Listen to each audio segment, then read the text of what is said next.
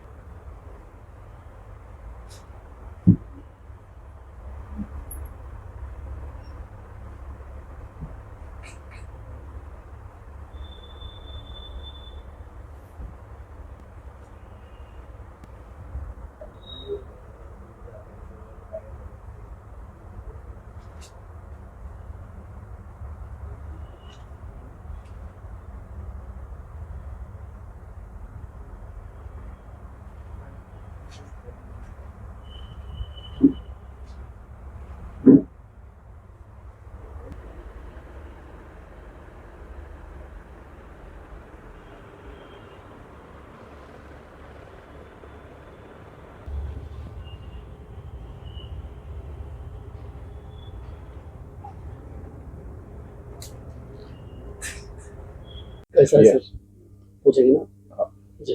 Yes हाँ बोलिए। अभी जो हाल ही में बच्ची का आपको जो चुना गया है उनको 10 उसमें क्या कहेंगे उस मामले में? हाँ, दिव्य मराठी एक भास्कर ग्रुप का एक ग्रुप है। उन्होंने सर्वे करे कि औरंगाबाद में कौन सा खास खास 9 लेडीज है जिनको अपन पेपर में उनकी मुलाकात देना चाहिए।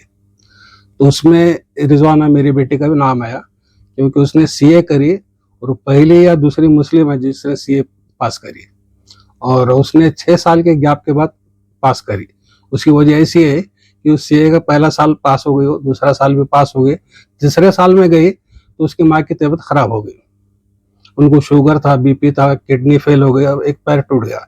और 2-2.5 साल तक यानी बेड रिडन थे। तो उसने खिदमत करी, पढ़ाई उस वक्त तक छोड़ दी उसने।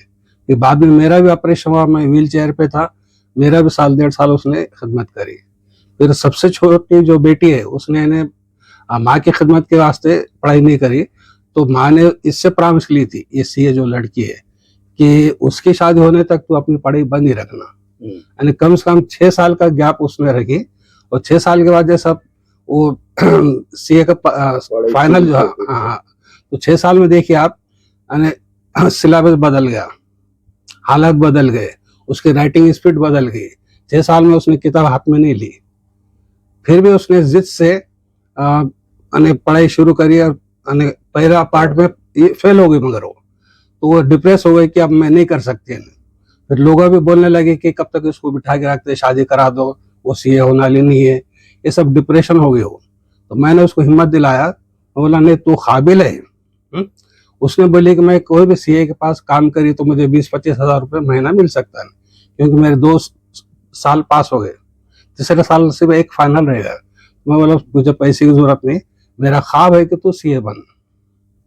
तो उसने तो हाँ, उसने यानी वो खुद को, हाँ उसको खुद को ये भरोसा नहीं था कि अपन कर सकते हैं, लेकिन मैंने उसको हिम्मत दिलाया, मतलब तू कर सकती है, तू काबिल है और मेरा सपोर्ट है, जब तक मैं जिंदा है तो किसी बात की फिक्र नहीं करना, लोग क्या बोलते उसको सोचो मत।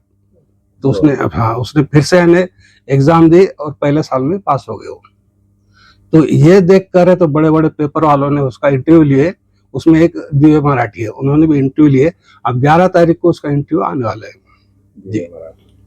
तो क्या कहेंगे इसी को लेकर के, और भी अपने महिलाओं को कि किस तरह से उन्होंने आगे बढ़ना चाहिए? हाँ, मेरा कहना ये है कि लड़की कोई भी समाज की हो, अगर उसको पढ़ने की इच्छा है तो उसको पढ़ाना चाहिए, क्योंकि लड़की अगर पढ़ी तो पूरा खानदान सुधर सकता है।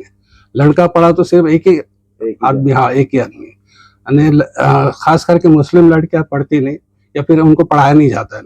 उनकी अगर ख्वाहिश है तो उनको पढ़ाना चाहिए, क्योंकि उसको पढ़ाने से खानदान का भी नाम होता, और जो खानदान है उसका भी पढ़ाई अच्छी होती है, बच्चों की पढ़ाई अच्छी होती है। पेरेंट्स को क्या मैसेज देंगे आप? हाँ, पेरेंट्स को ये बोलना चाहूंगा मैं कि अपन अपना खर्चा कम करके बच्चों को पढ़ाना चाहिए, अपना खुद का देखना नहीं चाहिए। अपने बच्चे हैं तो अपनी जिम्मेदारी है उनको आगे बढ़ाना। बच्चे खुद को कुछ कर नहीं सकते हैं, लेकिन अपन उनके लिए कर सकते हैं, इसलिए माँ बाप ने चाहिए कि उनको पढ़ाना चाहिए। उनका मेन रोल है इसमें। जी जी। सर साथ ही साथ नौजवानों को क्या मैसेज देंगे सर?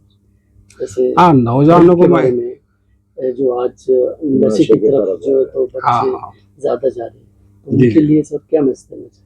नहीं, मैसेज ये देना चाहिए कि नौजवान जो बच्चे हैं उन्हें सबसे पहले अपनी पढ़ाई करना चाहिए। पढ़ाई करने के बाद करियर देखना चाहिए, फिर बाद में शादी करना चाहिए। आजकल के नौजवान बच्चे क्या है, नशे में मुक्त हो गए हो। नशा और मोबाइल, ये दो चीज ऐसी है कि नौजवानों को खराब कर रही है। मोबाइल आप देखिए, मोबाइल में दोनों है, अच्छाई भी है बुराई भी है। जैसा माचिस की काड़ी है, वो अच्छे भी है, हाँ, उससे खाना भी बन सकता है, फिर आग भी लगा सकते हैं, वैसा मोबाइल का है। दूसरी बात यह है कि अभी जो उम्र है अपनी नौजवानों की, ये उम्र यानी कुछ सीखने की है, जिंदगी बर्बाद करने के लिए नहीं है। जिंदगी में अपन अल्लाह ताला ने अपने को जिंदगी दिया तो उसका कुछ सही यूज करना चाहिए। सही यूज ये है कि माँ बाप की खिदमत करो, पढ़ाई करो, अपना करियर बनाओ। जी। Thank you.